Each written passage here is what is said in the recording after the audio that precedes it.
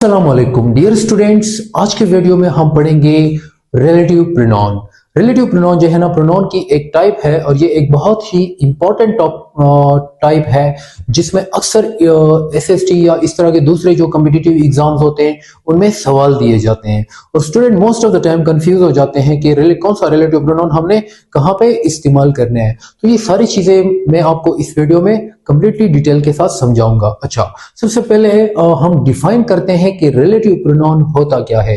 Relative pronoun जो होता है, इसके अगर हम डिफिनीशन को देख लेते हैं, a pronoun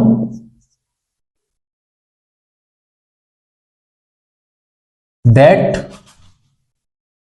introduces a relative class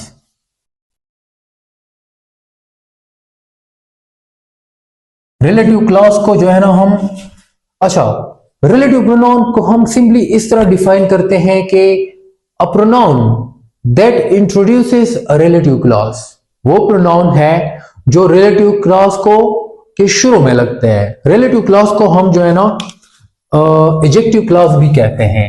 relative class को हम एडजेक्टिव क्लास भी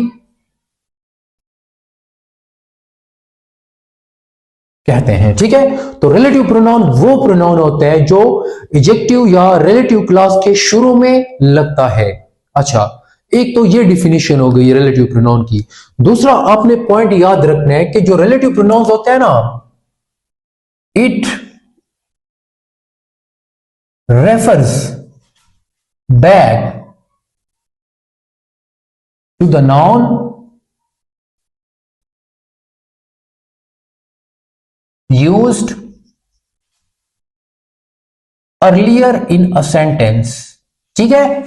रिलेटिव प्रोनाउन दूसरा ये काम करता है कि इट रेफर्स, ये इशारा करता है टू द नाउन, उस नाउन की तरफ, यूज्ड अर्लियर, जो सेंटेंस में पहले इस्तेमाल हो चुका हो।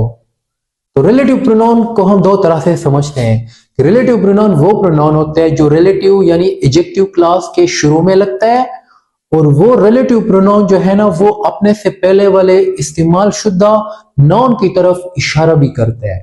एग्जाम्पल के जरिए से मैं आपको समझाता हूं, ठीक है।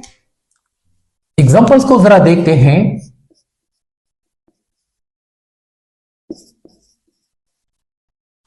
पहला हमारे पास एग्जाम्पल है, the person who is standing near the gate is my father। इस एग्जाम्पल को जरा आप देख लें। The person who is standing near the gate is my father, कि वो शख्स जो गेट के साथ खड़ा है वो मेरा फादर है। अब यहां पे अगर हम देखते हैं ना, पर्सन हमारे पास क्या है, एक नाउन है, ठीक है। Who is standing near the gate, ये पूरा का पूरा हमारे पास एक रिलेटिव क्लास है। Who is standing near the gate, ये एक रिलेटिव क्लास है, या इसको हम एडजेक्टिव क्लास भी बोलते हैं। और एडजेक्टिव क्लास का जो फंक्शन होता है वो क्या होता है, बिल्कुल एडजेक्टिव का फंक्शन वो करते हैं। वो हमें नाउन के बारे में एक्स्ट्रा इंफॉर्मेशन देते हैं, चाहे एडजेक्टिव है, एडजेक्टिव फ्रेज है या एडजेक्टिव क्लास है, तीनों का फंक्शन सेम होता है। एडजेक्टिव में एक वर्ड होता है, एडजेक्टिव फ्रेज में सब्जेक्ट वर्ब कॉम्बिनेशन नहीं होता है, एडजेक्टिव क्लास में सब्जेक्ट वर्ब कॉम्बिनेशन होते हैं। अब अगर इसमें हम देख लेते हैं ना, who is standing near the gate, is यहां पे लगा है, हु यहां पे सब्जेक्ट है, इज क्या है, इज स्टैंडिंग यहां पे वर्ब है, तो यहां पे सब्जेक्ट वर्ब कॉम्बिनेशन मौजूद है। ये क्या है, एक रिलेटिव क्लास है। अब आप कैसे पहचान करेंगे, हम उस पे नहीं जाएंगे कि एडजेक्टिव क्लास क्या होता है, वो मैंने ऑलरेडी एक्सप्लेन किया है। अब मैं सिर्फ आपको इतना समझा रहा हूं कि पर्सन क्या है, एक नाउन है, और ये जो पूरा का पूरा क्लास है, who is standing near the gate, जो गेट के साथ खड़ा है, ये पूरा का पूरा क्लास मॉडिफाई कर रहा है पर्सन को, इस नाउन को मॉडिफाई कर रहे हैं, इसलिए हम इसको एडजेक्टिव क्लास बोलते हैं या रिलेटिव क्लास बोलते हैं। और ये जो प्रोनाउन है हु, जो इस एडजेक्टिव क्लास के शुरू में आ रहा है इसको हम कहते हैं रिलेटिव प्रोनाउन। ये कौन सा प्रोनाउन है? Relative pronoun. एक तो ये हो गया पॉइंट कि रिलेटिव प्रोनाउन जो है वो रिलेटिव क्लास को इंट्रोड्यूस करने के लिए इस्तेमाल होता है, रिलेटिव क्लास के शुरू में इस्तेमाल होता है। दूसरा, रिलेटिव प्रोनाउन अपने से पहले वाले नाउन की तरफ भी रेफर करते हैं। अब यहां पे हु जो है ना किसकी तरफ रेफर कर रहे हैं? पर्सन, अपने से पहले वाले नाउन की तरफ। क्लियर? अच्छा, एक तो ये हो गया। एक दूसरा रिलेटिव प्रोनाउन देखते हैं। हमारे पास एक दूसरा रिलेटिव प्रोनाउन है,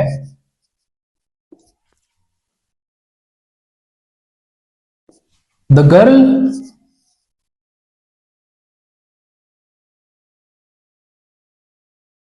whom you met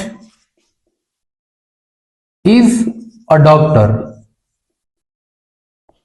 ये sentence just for the sake of supposition, यानी ये सेंटेंस इस तरह पूरा लिख सकते हैं, the girl whom you met yesterday। ठीक है, इस तरह भी आप लिख सकते हैं कंप्लीट सेंस देने के लिए, इज अ डॉक्टर, यानी जिस लड़की के साथ आप कल मिले थे वो क्या है? एक डॉक्टर है। अब यहां पे अगर हम देखते हैं, वो हमारे पास गर्ल क्या है? ये एक नाउन है। अच्छा, whom you met, जिसके साथ आप मिले, ये एक क्या है? रिलेटिव क्लास है, या जिसको हम कहते हैं एडजेक्टिव क्लास। क्योंकि ये पूरा का पूरा क्लास जो है ये हमें गर्ल को मॉडिफाई कर रहे हैं। ठीक है, किसको मॉडिफाई कर रहे हैं? गर्ल को, लड़की। कौन सी लड़की? whom you met, जिसके साथ आप मिले थे कल, यानी एक खास स्पेसिफिक लड़की की बात हो रही है। तो ये जो पूरा का पूरा क्लास है ये क्या कर रहा है? इस नाउन को मॉडिफाई कर रहे हैं, इसलिए ये क्या है? रिलेटिव क्लास है, या इसको हम एडजेक्टिव क्लास भी बोलते हैं। और इस एडजेक्टिव क्लास के शुरू में जो प्रोनाउन whom है ये हमारे पास रिलेटिव प्रोनाउन है। ठीक है? अच्छा, अब हु और whom में फर्क क्या है? देखो, हु जो है ना मैं आपको सिंपली बताता हूं, ये सब्जेक्ट का काम करता है। whom जो है ना ये किसका काम करता है? ऑब्जेक्ट का काम करता है। ठीक है, सब्जेक्ट वो होता है जो एक्शन परफॉर्म कर रहा होता है, ऑब्जेक्ट वही होता है जिसके ऊपर एक्शन होता है। ठीक है, या जिसकी तरफ आप, यानी सिंपल डिफिनीशन यही है, बस आपने ये याद रखना है कि हु सब्जेक्ट होता है, whom क्या होता है? ऑब्जेक्ट होता है। दूसरा, हु जो है ये लोगों के लिए इस्तेमाल होता है, किसी जानवर के लिए आप ये इस्तेमाल नहीं कर सकते। यानी मैंने इधर पर्सन लिखा है इसलिए मैंने हु लिखा है, अगर इधर मैंने कोई डॉग वगैरह लिखा होता या कोई और चीज लिखी होती उसके लिए मैं हु नहीं लगा सकता, because who is used for people. ये पॉइंट भी आप याद रखें कि जो हमारे पास हु है,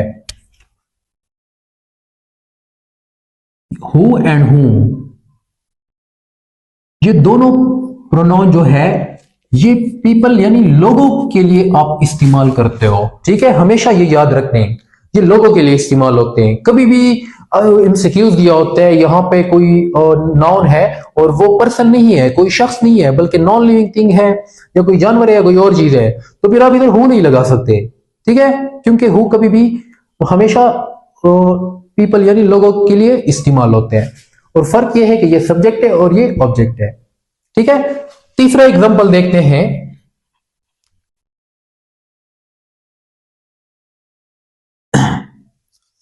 आई नो अ बॉय, यानी आई नो अ बॉय, मैं एक लड़के को जानता हूं, whose brother is a doctor. Just for the sake of supposition कोई भी सेंटेंस हम ले सकते हैं। ठीक है, रिलेटिव प्रोनाउन को समझाने के लिए, आई नो अ बॉय, मैं एक लड़के को जानता हूं, whose brother is a doctor, जिसका भाई डॉक्टर है। जहां पे अगर हम देखते हैं बॉय क्या है? एक नाउन है, लड़का, कि मैं एक लड़के को जानता हूं। अब इस लड़के के बारे में मजीद इंफॉर्मेशन जो दे रहे हैं वो क्लास, ये देखे ना, whose brother is a doctor, ये पूरा का पूरा क्लास जो है ये हमें इंफॉर्मेशन दे रहे हैं किस चीज के बारे में, बॉय के बारे में। ठीक है, तो ये हमारे पास क्या है, एक रिलेटिव क्लास है। और रिलेटिव क्लास के शुरू में आपने एक कौन सा प्रोनाउन इस्तेमाल किया है, रिलेटिव प्रोनाउन हुज। अब ये जो हुज है ये क्या शो करते हैं, पोजीशन शो करते हैं। ठीक है, और किस चीज की पोजीशन शो करते हैं, अपने से पहले वाले नॉन की। किसका भाई, यानी कि ये जो आगे वाली कोई भी चीज है वो किसकी है, वो रिलेटिव प्रोनाउन जिस नॉन की तरफ इशारा कर रहे हैं उस नॉन को बिलोंग करते हैं। यानी ये ब्रदर किसका है, इस बॉय का है। ठीक है, तो हुज जो है ये पोजीशन जाहिर करता है और ये भी एक रिलेटिव प्रोनाउन है जो कि आप एडजेक्टिव क्लास या रिलेटिव क्लास के शुरू में लगाते हो। ठीक है, एक और एग्जांपल देता हूं मैं आपको रिलेटिव प्रोनाउन की। अच्छा,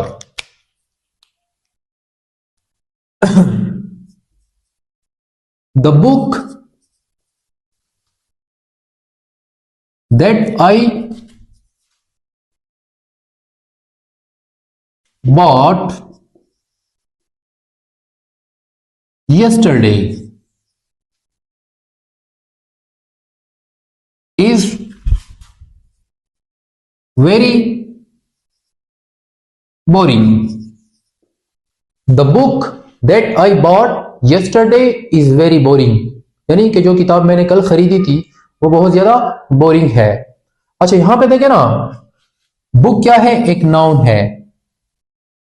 अब इस नाउन के बारे में हमें इंफॉर्मेशन देने वाला जो क्लास है, दैट आई बॉट यस्टरडे, ये पूरा का पूरा जो क्लास है दैट आई बॉट यस्टरडे, ये हमें किसके बारे में इंफॉर्मेशन दे रहा है, बुक। यानी मैं अगर कहता हूं ना कि बुक, कौन सी किताब, वो किताब जो मैंने कल खरीदी, ये पूरा का पूरा क्लास है जो कि बुक को नाउन को मॉडिफाई कर रहा है, इसलिए ये यहां पे एडजेक्टिव का काम कर रहा है। एडजेक्टिव क्लास है या रिलेटिव क्लास है, और इस रिलेटिव क्लास के शुरू में जो प्रोनाउन लगाए हैं दैट, ये क्या है, रिलेटिव प्रोनाउन है। ठीक है, दैट क्या है, रिलेटिव प्रोनाउन है यहां पे। अच्छा, दैट के बारे में हम जरा थोड़ा तफसील के साथ पढ़ते हैं। हम दैट जो है ना इस्तेमाल होता है, मैं आपको लिख के देता हूं कि जो दैट होता है ये आप इस्तेमाल कर सकते हैं लोगों के लिए, चीजों के लिए, और एनिमल्स के लिए भी इस्तेमाल कर सकते हैं। ठीक है, यानी कि दैट होते हैं वो लोगों के लिए भी इस्तेमाल होते हैं, चीजों के लिए भी इस्तेमाल होते हैं, और जानवरों के लिए भी इस्तेमाल होते हैं। ये एक ऐसा प्रोनाउन है जो मल्टी फंक्शन काम करता है। तो फिर आपने जो है ना थोड़ा सा फिर कंफ्यूजन होता है ना कि हम हु लगाएं या दैट लगाएं या क्या चीज लगाएं, वो वाली कंफ्यूजन मैं आपको दूर करके देता हूं। ठीक है, इसके अलावा हमारे पास एक और प्रोनाउन भी है विच, जो थोड़ा सा कंफ्यूजिंग है, उसको भी जरा हम क्लियर करते हैं। तो पहले जरा आपने ये समझ लिया कि रिलेटिव प्रोनाउन होता क्या है। यानी रिलेटिव प्रोनाउन वो प्रोनाउन होते हैं जो रिलेटिव क्लास के शुरू में लगता है और वो अपने से पहले वाले नाउन की तरफ इशारा करते हैं। हु जो है ये एक रिलेटिव प्रोनाउन है, सब्जेक्ट का काम करता है, लोगों के लिए इस्तेमाल होता है। हुम एक रिलेटिव प्रोनाउन है जो ऑब्जेक्ट का काम करते हैं, लोगों के लिए इस्तेमाल होता है। हुज जो है ये रिलेटिव प्रोनाउन है जो कि पोजीशन को शो करता है। दैट जो है ना ये एक रिलेटिव प्रोनाउन है जो लोगों के लिए, चीजों के लिए और जानवरों के लिए भी इस्तेमाल होता है। अच्छा, अब इसको थोड़ा सा मजीद जो है ना हम एक्सप्लेन करते हैं दैट को, कि आप इसको लोगों के लिए कैसे इस्तेमाल कर सकते हो, और दैट में और विच में फर्क क्या है। मोस्टली स्टूडेंट कंफ्यूज हो जाते हैं दैट एंड विच, क्योंकि दैट और विच दोनों जो है ये इनका जो फंक्शन है ना ये सेम होते हैं। ठीक है, लेकिन थोड़ा सा इसमें फर्क होता है। अब जरा हम जो है ना दैट को थोड़ा सा मजीद पढ़ते हैं। हमारे पास ये दो प्रोनाउंस होते हैं, दैट होता है और विच, इन दोनों में थोड़ी सी कंफ्यूजन होती है। ठीक है, मैं आपको ये कंफ्यूजन थोड़ा सा क्लियर करके देता हूं। एक सेंटेंस में आपको लिखता हूं। हमारे पास एक सेंटेंस है कि the dog that my father bought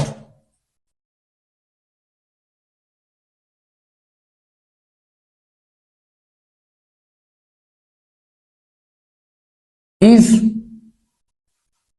barking eight the people in the street right now. अच्छा, ये सेंटेंस थोड़ा सा लंबा हो गया क्योंकि मेरे जहन में कोई और सेंटेंस आ नहीं रहा था। तो ये सेंटेंस अगर आप देखते हैं, the dog that my father bought, यानी कि कुत्ता जो मेरे बाप ने खरीदा था, is barking at the people, वो लोगों पे भौंक रहा है, in the street right now, गली में, यानी जो कुत्ता मेरे बाप ने खरीदा था वो अभी गली में लोगों पे भौंक रहा है। इसमें अगर हम देखते हैं, डॉग क्या है, एक नाउन है, ठीक है। अब यहां पे देखें ना, इस नाउन डॉग के बारे में कौन सा ये जो आगे देखे ना कोई क्लास होगा जो हमें नाउन के बारे में इंफॉर्मेशन देगा, जिसको हम रिलेटिव क्लास कहेंगे या एडजेक्टिव क्लास कहेंगे। ये पूरा का पूरा जो क्लास है, दैट माई फादर बॉट, जो मेरे बाप ने खरीदा, यानी मंडे को खरीदा, संडे को खरीदा, बाजार में खरीदा, जिस चीज में भी खरीदा, आगे मैंने वो नहीं लिखा। द डॉग, वो वाला कुत्ता, दैट माई फादर बॉट, जो मेरे बाप ने खरीदा। ये जो क्लास है ये इस डॉग को मॉडिफाई कर रहा है, इसलिए ये क्या है, रिलेटिव क्लास है, या इसको हम एडजेक्टिव क्लास भी कहते हैं। और इसके शुरू में जो दैट लगा है ये क्या है, रिलेटिव प्रोनाउन है, क्योंकि ये रिलेटिव क्लास को के शुरू में लगा है। दूसरा, ये दैट जो है ना, ये डॉग की तरफ भी रेफर कर रहा है, यानी डॉग के लिए भी आप दैट का इस्तेमाल कर सकते हो, ठीक है। इसके अलावा मैंने आपको ये भी कहा था कि दैट को आप लोगों के लिए, चीजों के लिए भी इस्तेमाल कर सकते हैं, ठीक है। मोस्टली चीजों के लिए तो मैंने आपको बता दिया था, लोगों के लिए आप इस्तेमाल कर सकते हैं, गलत नहीं होता। लेकिन अगर आपको दो ऑप्शन दिए जाते हैं ना, कि अगर कोई बंदा है, पर्सन है कोई, उसके लिए आपने दैट लगाना है या फिर हु लगाना है, तो फिर आप क्या करें, हु लगाएं, दैट को ना लगाएं, क्योंकि दैट जो है ना वो सेकेंडरी आते हैं। दैट ज्यादातर नॉन लिविंग थिंग्स के लिए और चीजों के लिए इस्तेमाल होते हैं, लोगों के लिए भी इस्तेमाल होते हैं, लेकिन कभी कभार। मोस्टली लोगों के लिए जो प्रोनाउन इस्तेमाल होते हैं रिलेटिव, वो है हु। अच्छा, फिर हमारे पास एक और प्रोनाउन होता है जिसको हम, एक और सेंटेंस फॉर एग्जांपल मैं आपको लिख देता हूं, the book which I bought yesterday is lost. The book which I bought yesterday is lost. अब यहां पे अगर हम देखते हैं ना, बुक क्या है, एक नाउन है, which I bought yesterday, ये क्या है, हमारे पास एक रिलेटिव क्लास है जो कि इस बुक के बारे में इंफॉर्मेशन दे रहे हैं कि कौन सी किताब, वो किताब which I bought yesterday, जो मैंने कल खरीदी, ठीक है। अच्छा, अब इस क्लास के शुरू में जो प्रोनाउन आ रहा है which, ये क्या होगा, रिलेटिव प्रोनाउन होगा, क्योंकि ये विच जो है ये चीजों के लिए इस्तेमाल होता है। दैट और विच में ये फर्क है कि विच जो है सिर्फ चीजों के लिए आप इस्तेमाल करते हो, नॉन लिविंग थिंग्स के लिए, ठीक है। जबकि दैट जो है वो living things and non living things दोनों के लिए आप इस्तेमाल कर सकते हो, ठीक है। अब अगर कभी ऐसी सिचुएशन आ जाए चूंकि नॉन लिविंग थिंग्स के लिए आप दैट भी इस्तेमाल कर सकते हो, और मैं ऐसे भी लिख सकता हूं, for example, the book that I bought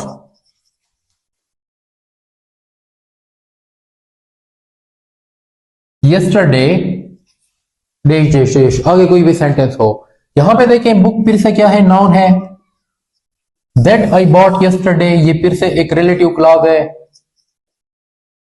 relative clause के शुरू में फिर से that यानी रिलेटिव प्रोनाउन आया है। अब आप कहेंगे कि the book that I bought yesterday, the book which I bought yesterday, इन दोनों में फर्क क्या है? देखो, फर्क कोई भी नहीं है, ये मोस्टली क्या होता है, कंफ्यूजिंग होता है। लेकिन मैं आपको सिर्फ एक ट्रिक बताता हूं कि जब भी आपने दैट लगाना है तो दैट से पहले क्या होगा, कॉमा नहीं होगा।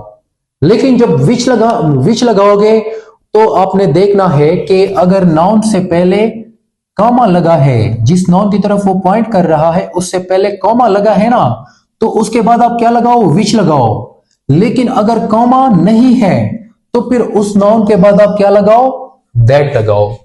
ये एक ट्रिक है जिसमें अगर कोई एमसीक्यूज आ जाता है इस तरह का, जिसमें आप कंफ्यूज हो जाते हैं कि हमने दैट लगाना है या विच लगाना है, तो आप ये वाली ट्रिक उस पर अप्लाई कर सकते हैं। तो आई होप कि आज का लेक्चर आपको समझ आया होगा।